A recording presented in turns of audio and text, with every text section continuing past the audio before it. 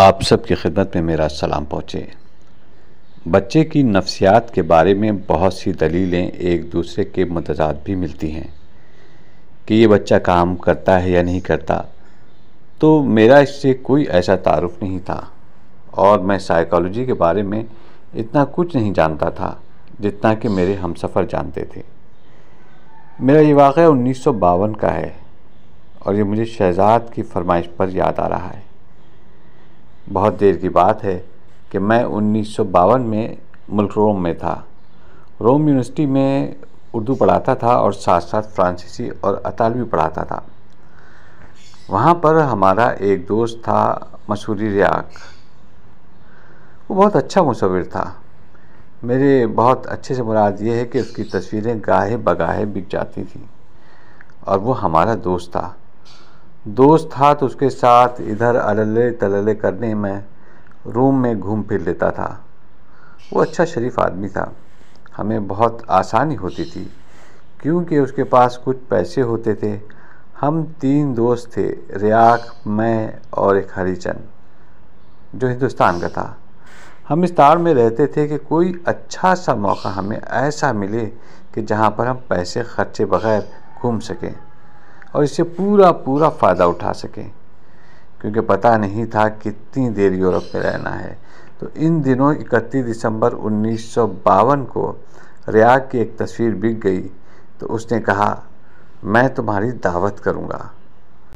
वेविया वेनीतो के ऊपर जहाँ पर एम्बेसीज हैं, बहुत कीमती सड़क है, जैसे हमारे यहाँ शार क़ायद आज़म।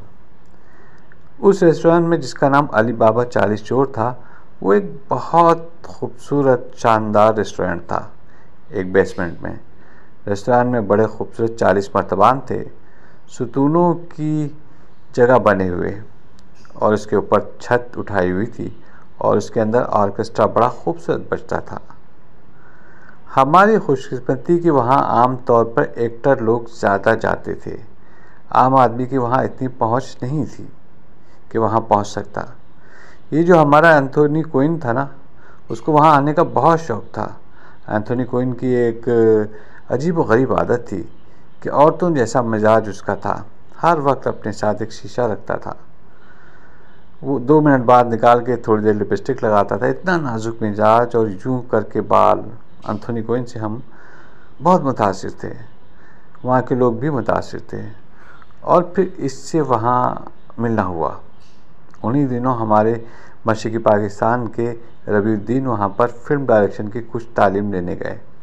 हमारी इवनिंग क्लासें होती थी, इसलिए मैंने उनसे कहा कि 6 महीने का कोर्स है, इसमें आपको पता चलेगा कि ड्रामा कैसे लिखा जाता है, लाइटिंग कैसे की जाती है।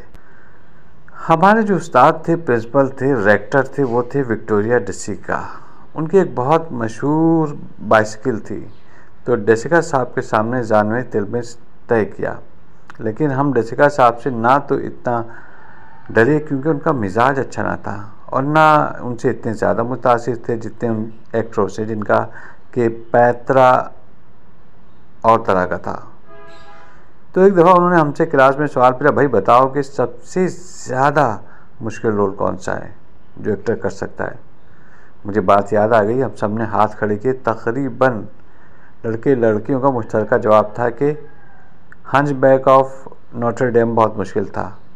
तो उस्ताद मोहतरम ने कहा, दुनिया में सबसे आसान रोल हंचबैक ऑफ नोटर डेम का रोल ही तो था, क्योंकि टूटी हुई नाक, गंदी शक्ल, बदनसीब आदमी, सारी हमदर्दियाँ उसके साथ, वो रोल तो कोई भी आदमी कर सकता है।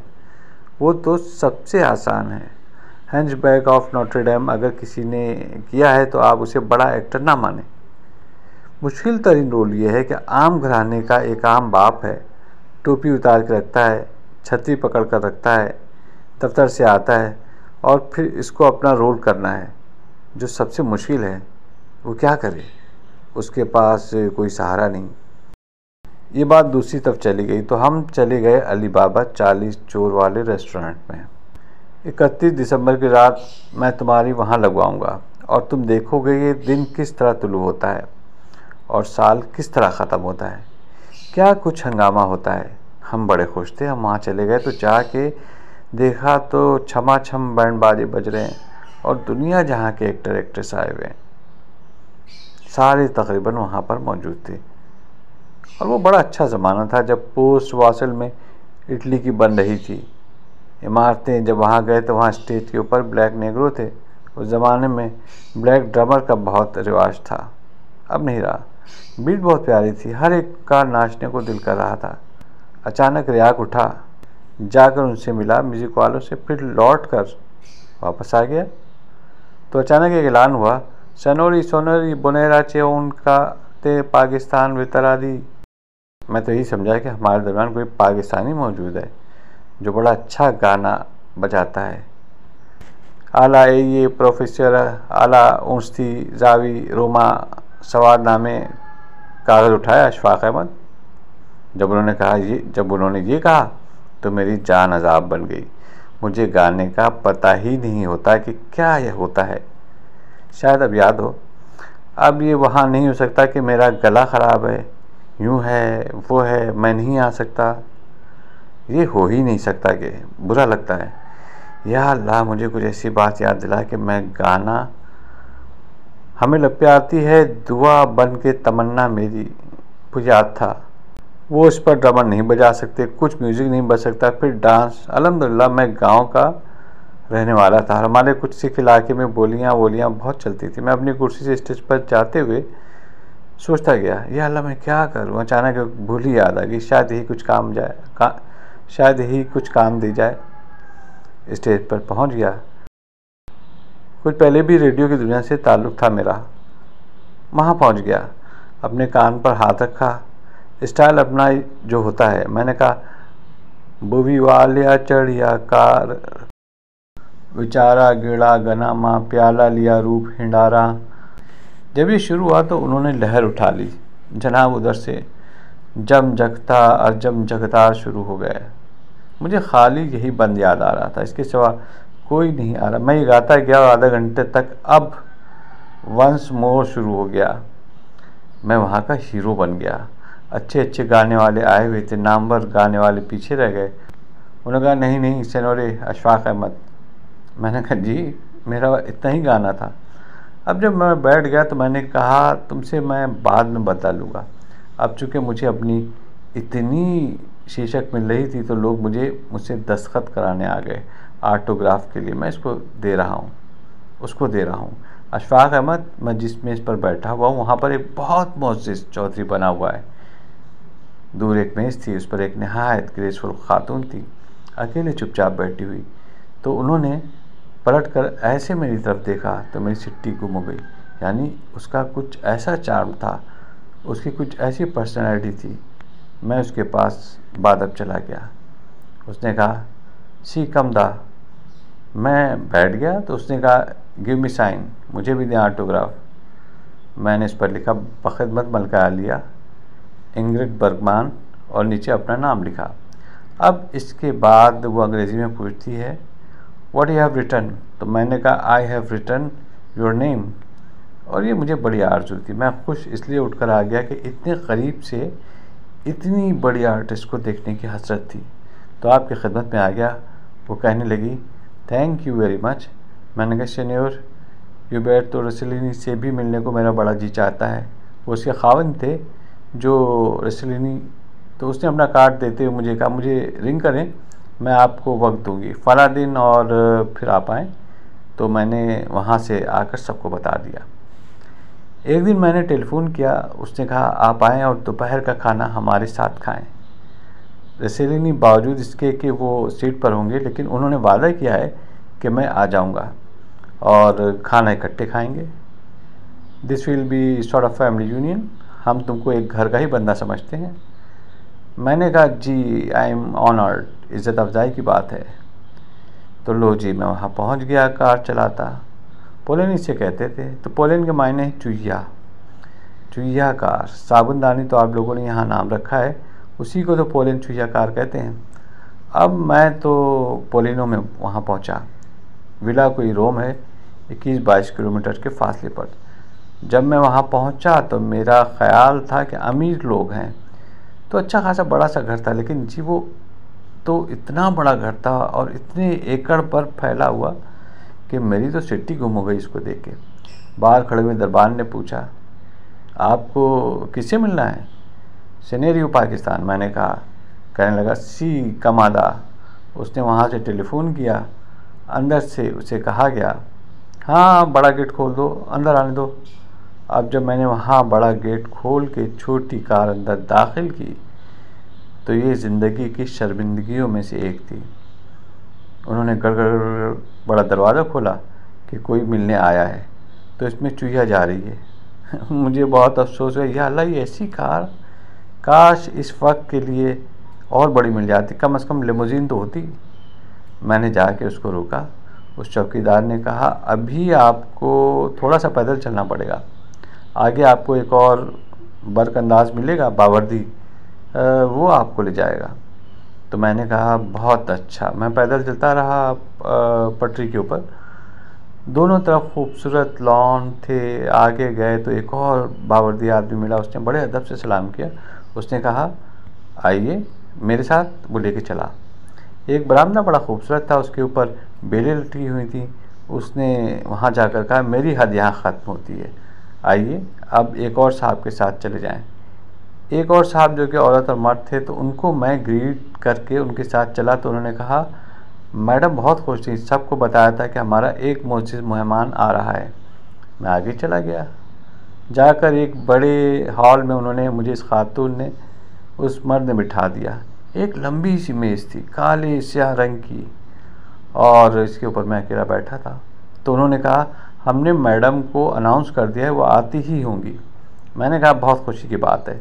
उन्होंने कहा, वो माजरत कर रही थी कि थोड़ा सा आपको इंतज़ार करना पड़ा। अब बैठे बैठे मुझे कोई मुश्किल से 4 मिनट हुए होंगे और मैं थोड़ा सा बोर भी हो रहा था। वहाँ सीढ़ियाँ थी 8-10, वहाँ से टप टप करता हुआ एक लड़का, जिसने नीली नेकर पहनी हुई थी, काले स्याह बूट और कितने सारे बटनों वाली एक जैकेट सी पहनी हुई थी, वो नीचे उतरा। लड़का कोई 7-8 साल का था। नीचे उतरा, खटखट करता मुझ तक पहुँचा। मैंने उसको मुस्कुरा कर कहा, बंजू जी। उसने कोई जवाब ना दिया और सीधा मेरे पास आकर खड़ा होकर गौर से मेरी शक्ल देखने लगा। अब मैं बड़ा इम्प्रेस हो रहा था। मैंने उसको कहा, how are you, you belong to a rich class. उसने मेरी बात का कोई जवाब न दिया। फिर उसने कोनी रख के मेज़ के ऊपर जहाँ मैं था ऐसे मेरी शक्ल देखी। अब एक आदमी का चेहरा इतना करीब हो, इस एंगल पर हो, बड़ी परेशानी का बाइस बनता है। उस ज़माने में मैंने थोड़ी थोड़ी मूछें रखी हुई थी। एक आर्टिस्ट था डाली, वो अपनी मूछों को मोम लगा के ज़रा ऊंची रखता था। मैंने भी डाली के फैशन में मूछें ऊपर की थी। तो जब उसने चेहरा करीब किया तो वो मेरे बहुत नज़दीक आ गया। सीधे खड़े होकर उसने मेरी एक मूछ को पकड़ा और ज़ोर से खींचा। मेरा होंठ सारा ऊपर को खींच गया और दूसरे हाथ से इसने तड़ाक से एक चमाटा दे दिया मेरे ऊपर, इतने ज़ोर का कि मेरा ये सारा होंठ नीचे गिर गया। मैं क्या कर सकता था। एक मुलाजिम आ गया और मुझे आके कहने लगा, ये अरसलैनी का बड़ा बेटा है और मैडम का बड़ा लाडला बच्चा है। मैंने कहा, हाँ माशाल्लाह बहुत प्यारा है। थप्पड़ मार के ज़ोर से वो भाग गया कहीं खेलने, पता नहीं कहाँ चला गया। मैंने कहा, या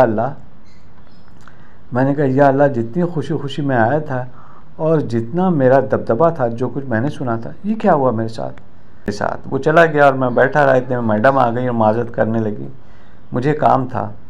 मैंने अभी रसील को फ़ोन किया। उसने कहा, मेरा एक आखिरी शॉट रह गया, आई होप बिल्कुल ठीक हो जाएगा, जब तक हम बैठ के बातें करेंगे। कहने लगी, वुड यू लाइक आउटसाइड।